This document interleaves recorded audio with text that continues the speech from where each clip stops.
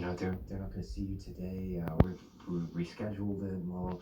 And I realized quickly, I was like, oh, they're not looking for teenage me. They're looking for like ET me. It's almost as though you had ceased to be alive. I had the feeling that I was a senior citizen at 15. And it not only happened to me, it happened to so many of the children. They were adorable, they were wanted, they were loved one day, and almost the very next day, just when they were becoming human beings, in the sense full adult human beings, they were told, "You're finished." Congratulations, Jesse is nominated. That is amazing, and you guys just wrapped up. So how was that? Like, Yeah. how was that? It was sad. It was really sad. It was really hard saying goodbye, but at the same time, we're all moving on to bigger and better things, hopefully. So it should be good for all of us. And it was really sad though, because we basically grew up on that stage. I think I started to sort of question everything. When people would go, "Are you gonna go to college?" I was like, "Oh shit." No, I don't know. Should I? Right? I'm like confused, and people are, that's society's plan, right? My life was do two jobs at once. I'm doing school and I'm working. And now, do I do college? I don't know. Like, why would I? Because I've made money, but also that would be good for me, and I don't know anything about money, and holy shit. And then it's just like a spiral of, okay, what it is, what is it that I need to do to prepare myself for the real world, because I wasn't living in it. This is not real. I really got turned off to the business. I mean, when I was 16, I moved out of my house. Listen, I was emancipated. My mom emancipated me so I could work adult hours. You can't say anything about what I do. I have my own money. I'm gonna move out. I went and got married. I full on just kind of went crazy. And I understand right now you're in kind of a tough time. You actually don't have a place to stay right now. Is that true? No. So you have no place to live. Where's all your stuff right now? It's a JFK in storage. Really? It's in storage at JFK? Yeah, I've got about 15 boxes. What's in the boxes? Well, candlesticks, books, picture frames, Right. Stuff. A lot of cigarettes, a lot of Carltons, a lot of Yeah. cigarettes. So, I did feel like I had kind of a bad start in this industry, and I knew that I wanted to be an artist. I knew I had a voice and I had something to say. After I turned 18, and there were no signs of anything slowing down, and I had done the film 13 when I was 14, right on the verge of becoming a woman, and all eyes were on me, and at that point there was a tremendous amount of pressure of what I needed to be in order to be successful, and a lot of it went against who I really was, who I felt I really was. Nice thing. When I hit my early 20s, I just realized, I have no life skills. I know how to be a really successful actor and do really great work, and that's about it. And it all kind of came crashing down on me at once, and I short-circuited. And I also was left with the question of, is this even really who I am and what I want to do? And what happens if I walk away? Born after the original series went off the air, Will Wheaton, the youngest member of the cast of Star Trek: The Next Generation, considers himself without a doubt to be a fan. The people from Star Trek reach out to my agent, and she sent me on the audition, and I booked the job. Sir, I know this may finish me as an acting ensign, but Shut up, Wesley. everything that I have said would have been listened to if it came from an adult officer. Generally, young men were furious that there was another young man on their science fiction television show. 100 million words have been written about that. I don't need to go over it again. It was like being told this thing that you spend all day, every day working on instead of being a kid, it doesn't matter and we hate you for it. And then I turned 18. I was an adult. I could make my own decisions. And I had this revelation. Oh, I don't have to do this if I don't want to. I don't have to do this thing that means more to my mom than it does to me. I can go live my life. I can be my own person. And I just kind of walked away. What do you think of that, huh? I think your mom is gonna kill you. My mom? She hasn't been in here since I was 6. I understand why young people who aren't ready for it, and I really don't know of a young kid who is ready for it, get resentful and get self-destructive and like start engaging in dangerous behavior because they feel so out of control. I'm looking for a job. Hey, man, everybody coming in here asking me for a job. What am I supposed to do? The transition for most kids, when you transition from that, is you have to transition into adulthood and hope that you continue to work. But for me, I could have made that transition very well, but I made it more difficult for me than it should have been. When did it start to go sour for you? Well, it's when I lost my self-esteem and I lost my dignity inside of myself, and I lost my I lost myself. So how'd you respond to it? I responded to it very negatively, evidently, and I ended up getting myself in a little bit of trouble. You want to detail it? Well, in trouble by using drugs and doing things that I shouldn't have been doing. We have a jury in the bona fide action. One defendant, Todd Anthony Bridges, not guilty of simple assault in violation of Penal Code Section 240. Let's sort of prove the event. Winning that charge is capital information. Wasn't there a time where you actually went to his house? And Yes. there you were and you went to his house. And You're all dressed in black. Just 1 month ago, former Different Stroke star Dana Plato told us she was getting her life back together. Now, she's been hauled back into court with a judge threatening one more mistake and is behind bars for good. Poor Dana. You know, to get people to believe that, oh, you just threw your life, was like, oh yeah, I chose to throw my life. Let me just I'm gonna throw everything I work for away today. No one chooses that. It's something that happens, and then, you know, it's a tough journey, and Dana had a hard journey. What can I tell you, Dana? You're controversial, evidently. Are you sorry that you were a child actress? No, see, that term really bothers me. I think a child actress is someone who only has it when they're little and cute. I'm better now than I ever have been. I get better, Yes. I get better all the time. I think we should be working at the time, but, you know, can't say what the parents are going to do, and that's up to them. You wouldn't have done this. I couldn't imagine him being like he had just had a kidney transplant at one time, and then he was back on the set like a day later. And that's why for Ra, he really resented the show, was because he was made to work when he was sick.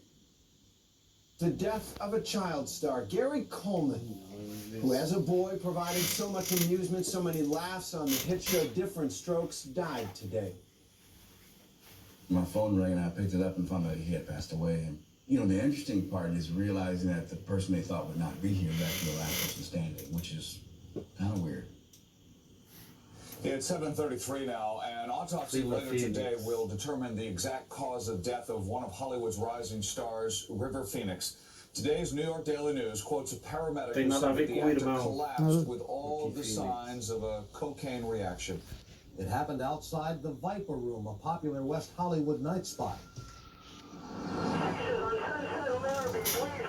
Okay, calm down a little bit, okay? What's the address? River and I were real close. He was a year and a half older than me, but he was like an older brother who I looked up to. See ya. If I see you. I looked up to him as a person, I looked up to him as an actor, and I just treasured him as a friend. And then around the time that I was 15 or 16, he was kind of experimenting with drugs. And River and I began to sort of drift apart from each other, which really made me sad. But I remember thinking, like, you know, when he's done with this, we'll be friends again. By the time River died, I hadn't talked to him for, gosh, a couple of years. And I couldn't believe it had happened. And I was and remain so angry at the predatory people around him who didn't try to help him. And I know addicts are responsible for their own behavior, and I know that it is, you know, it's important to, like, hold people responsible for the choices that they make. But we also need help in our lives, and we need people to look out for us. And I don't think there was anybody looking out for him.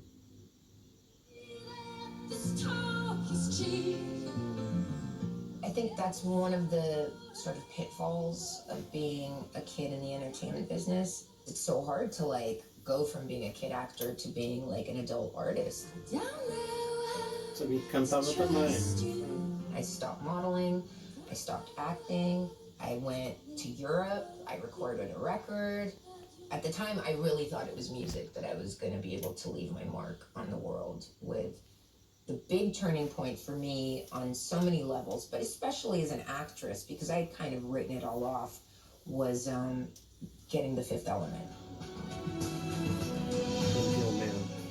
I was 19, you know, to access a character like Lilu that's kind of, there was no reference point. She was kind of brand new and came out of nowhere. So it was like very tricky, like who is she and how to find her.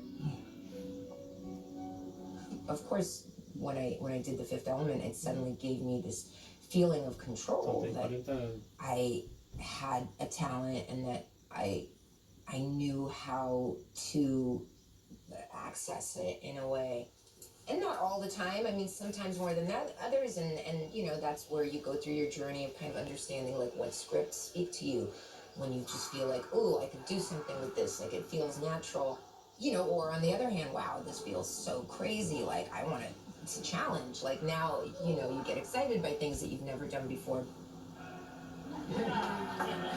But, you know, at the time, you know, it was difficult becoming a teenager and having that confidence. Like I had no confidence as a teenager. You know, it was definitely like a fake it till you make it. Luc Besson said to me, you know, look at it this way, like your mother is like an expert table maker. She makes the most amazing tables ever. But you make great chairs. And I was like, yeah, I like that. It's true, you know, and it was interesting to be able to help me kind of appreciate my mother, but also separate and appreciate myself too. Mara Wilson, you undoubtedly know her from Mrs. Doubtfire, Matilda, many other movies. She's now revealing, though, the ups and downs of childhood stardom in her new book, Where Am I Now? It wasn't really until I was in my 20s and I would like that ever again. And I'm okay with that. I mean, I have this, I have a very... These kids, and I take that seriously, you know, like when you are trying to break out of something, but I also feel the responsibility of being an example for these kids, and I take that seriously, you know? How do I marry what I'm actually doing and what I actually want to be doing with what people want to see from me and what people expect of me? And those two things are not the same.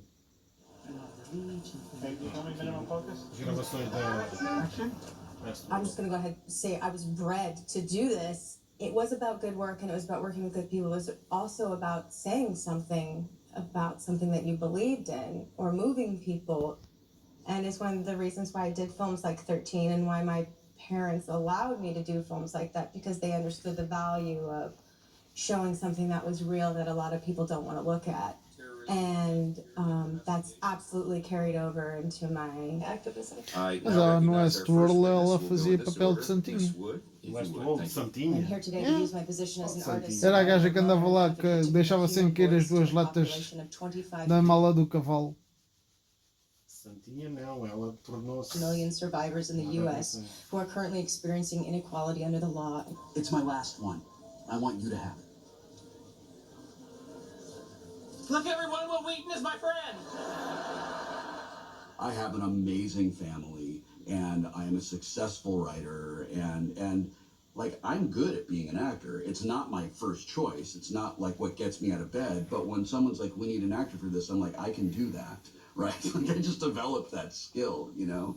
But when I tried to talk to my parents about it and tried to express how I felt, and express my sense of loss and express my sense of not having these things that I wanted and needed, they weren't able to hear it.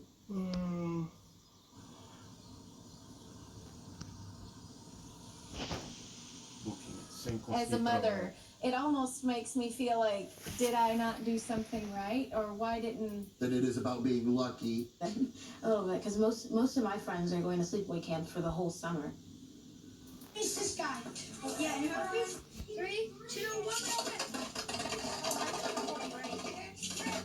If someone had told me that my life would have been like this early enough where I could have got out, I would have got out. I said, no. Have a normal life, have friends. It's a half kid because I still think about that. That's something that I fantasize about. She said, Mommy, I want to be on TV. My instincts are going, you think you want this, but if I allow you to do this, you're not going to like it.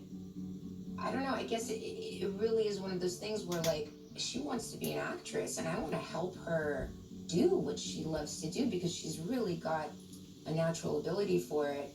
But if you're young, you don't need to, like, do a bunch of movies right now. Like, what you need right now is to become strong. Like, you need to be like a ship with full sails, with a crew that knows how to navigate. Like, I want you to be so strong. My son was in the business originally, and not anymore. But I was like telling him to get him out, like, you need to get out. You know, because it's great to do as a child, you build a nice bank account when you get older, but you don't want to stay in this business. It's good. I got him in a business that's going to be reliable and great, and make a lot of money in it, and we talked about it, which is great. I feel like a role model because I'm a mom, so that's really changed me. You've managed to keep your son completely off of the internet. Yeah. Like totally absent. It's been a very conscious decision. I think because of the way I was raised, I just don't want to do anything that he doesn't have a say in. Yeah, if he doesn't want to be a public figure, if he doesn't want his image out there, I didn't want to put it out there for him. Also, there's just a lot of creeps.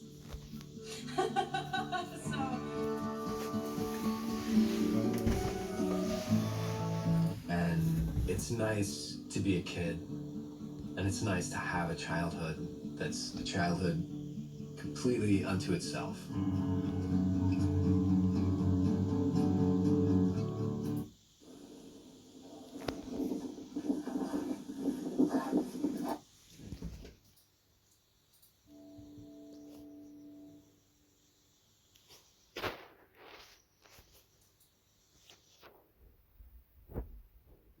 Morreu. Não sei.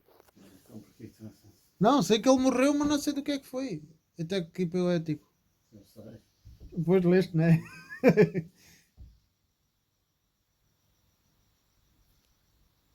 Epileptic seizure. Ah, menos que uma morte sempre. Faleceu aos 101 anos. Fevereiro de 2020. Foda-se. Yeah. Essa por acaso eu sabia que ela tinha dado nas notícias que.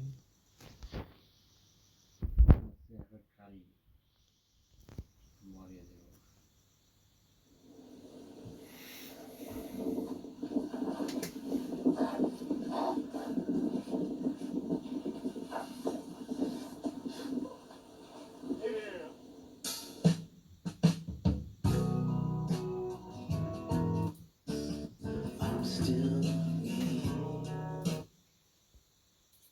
Fechado.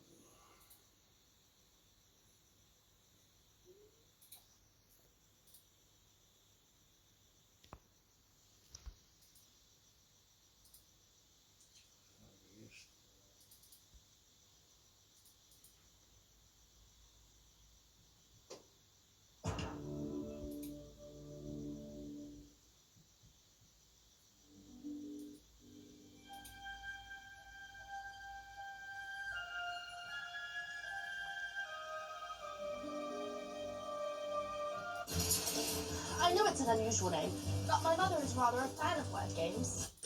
And what? It's Enola Holmes. and an O spelled backwards. Reads, well, alone. Yeah. She would continually tell me, You'll do very well on your own, Enola. and yet, we were always together. Yes! My father died when I was young. I don't really remember him. And both my brothers left home soon after. I barely remember them either. Sherlock. So then it was just the two of us. It was wonderful. She was not an ordinary mother. She didn't teach me to string seashells or practice my embroidery. We did different things. Reading, science, sports, all sorts of exercise, both physical and mental. Mother said we were free to do anything at Fandle. Oh, sorry, Grandpa. And be anyone.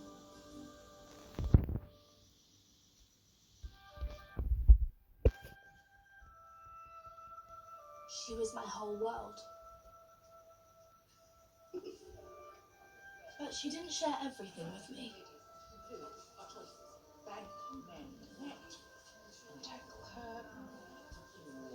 Ellie Houseman. Are we all agreed? Yes. Ellie Houseman.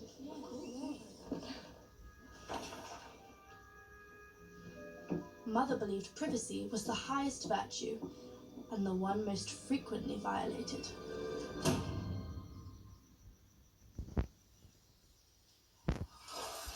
Which leads me on to the second thing you need to know. A week ago, on the July morning of my 16th birthday, I awoke. Mother? I didn't know Mother was with me. She'd left Vandal Hall, our home, at some point during the night. Mother? And she did not return.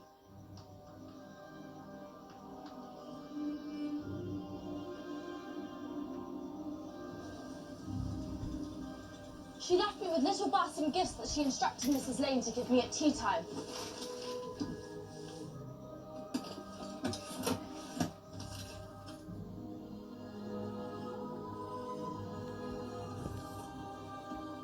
What kind gifts? I know she's made this herself.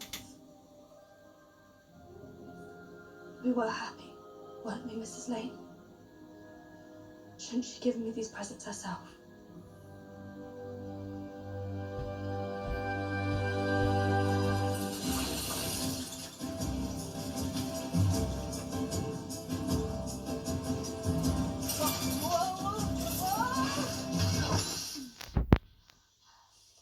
And the third thing you need to know, and then maybe there's amongst you who have already guessed it, is that cycling is not one of my core strengths, but needs must when you must speed somewhere.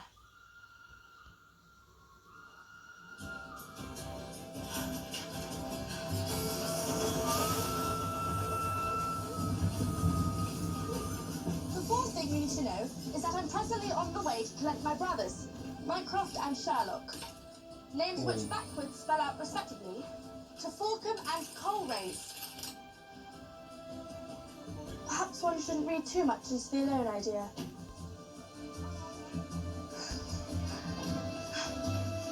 Yes, Sherlock Holmes. The famous detective, scholar, chemist, virtuoso violinist, expert marksman, swordsman, single-stick fighter, pugilist, and deductive thinker. My genius brother. He will have all the answers.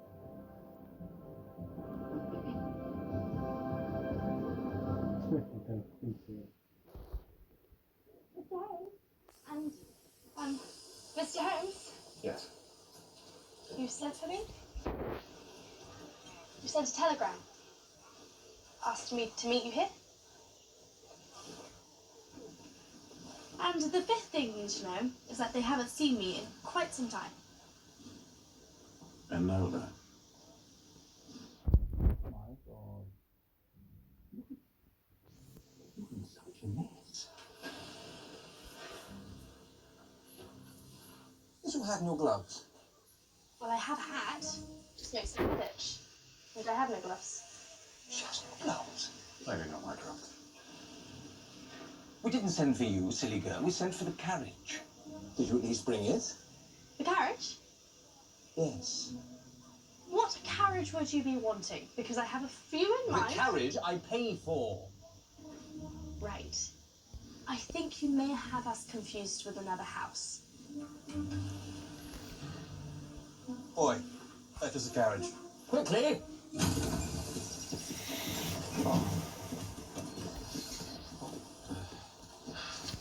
Oh, dear God, look at the house. Isn't it wonderful?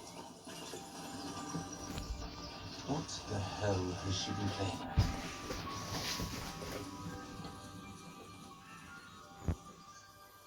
Gentlemen, welcome home. It's been some time.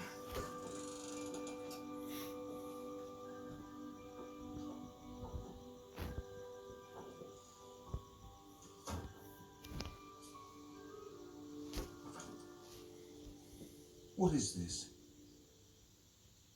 Tennis? Mother says I'm getting quite proficient.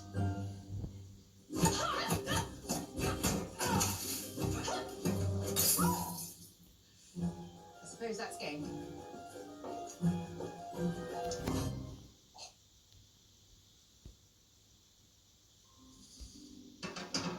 Where the hell is she? I would say this is going quite well, wouldn't you? That bed hasn't been made. Chrysanthemums. Clothes haven't been put away. The rest of us, Queen Anne's rest. Enough of the bally flowers, Sherlock.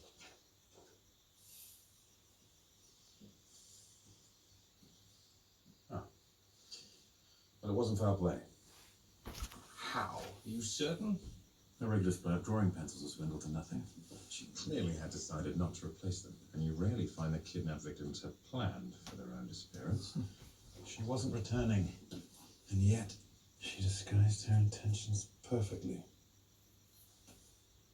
That's good news, is it not? Depends if you're relying on her coming back. Oh, good God. Feminism. Perhaps she was mad or senile. The madness in our family, I would doubt it. By the way that she left leaving no clear leads, that she still had her full wits about her. No mad woman could compile the account she sent me over the last 10 years. Perfectly clear and orderly, detailing a bathroom. Which, to be clear, does not And exist. the water closet. Likewise. The constantly rising salary. The footman, the housemaid, the kitchen maid.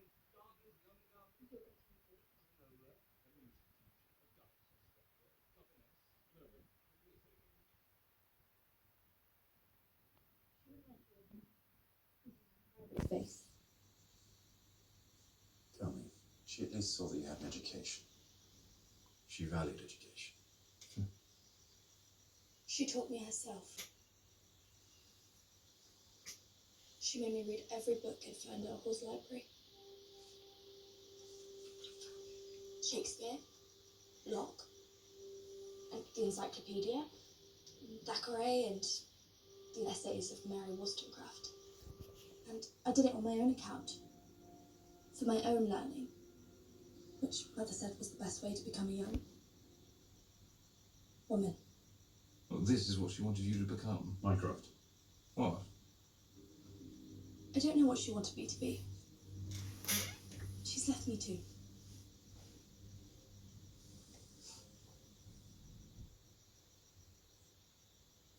She will return, won't she, Sherlock?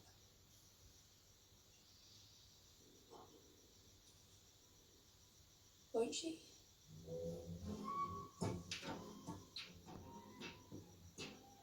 What is she up to, Sherlock? She was too old to remarry. She had no passions or ambitions I was aware of. She simply had to ensure a noble or a decent life and to live her remaining years with dignity. This is my house, not hers, and has been since Father died. She asked for 16 years to bring up Enola here. I gave it, and for that I deserve to be robbed. I am not the villain here. Perhaps she needed the money. You clearly don't. Or has the government cut your salary? It's always the same, isn't it? Always the same. We don't see each other for months, and then you blast in without a care and condemn me with your bon mot. Simply inquiring. You are judging. You are judging something for which you took no responsibility. You've never shown any interest in this family. I don't mean to judge. We have two problems as I see it. One, finding a boarding school that is willing to take an older on so she won't be a complete failure in this world. That I am in the process of solving with the help of an old friend.